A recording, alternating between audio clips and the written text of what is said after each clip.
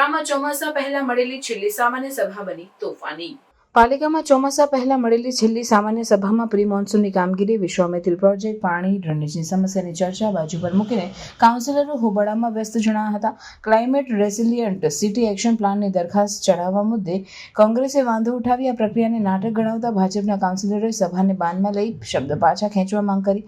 ભાજપના કાઉન્સિલરોના વલણથી અકળાયેલા વિપક્ષી નેતાને અમને બહાર કાઢી મૂકો તેવી માંગ કરી। પાલિકામાં ચોમાસા પહેલાની છેલ્લી સભામાં વિકાસના કામો પર ચર્ચા શરૂ કરાઈ હતી, જેમાં સ્વીસ એજન્સી સાથે ક્લાઇમેટ રેસિલિયન્ટ એક્શન પ્લાન અંગે MOU કરવા સહિતના મુદ્દે આવેલી બે દરખાસ્ત પર ચર્ચા દરમિયાન વિપક્ષના અમીરાવતે વાંધો ઉઠાવ્યો। તેઓએ કહ્યું કે ભૂતકાળમાં સ્માર્ટ સિટી સમયે તેનું બંધારણ, કંપની સાથેના કરારો અંગે સભાને જાણ કરાઈ ન હતી, તો હાલમાં દરખાસ્તને મુલતવી રાખી એજન્સી સાથે કેવું MOU કરવાના છો અને તેનું પ્રેઝન્ટેશન સભામાં રજૂ કરો। તેઓએ દરખાસ્ત અંગેની કોઈ ફાઇલ વાંચવા દેતા નથી તેવા આક્ષેપ કરી આ દસ્તાવેજ આજે જ એજન્ડા પર કેમ ચડાવાય તેમ કહી આ પ્રક્રિયાને નાટક ગણાવી હતી। ત્યારબાદ ભાજપના કાઉન્સિલરોએ નાટક શબ્દની સભા અને મેયરનું અપમાન ગણાવી શબ્દ પાછો ખેંચવા હોબાળો કર્યો। અંદાજિત અડધો કલાક સુધી નાટક શબ્દ મુદ્દે ભાજપના કાઉન્સિલરોએ સભાને બાનમાં લીધી હતી।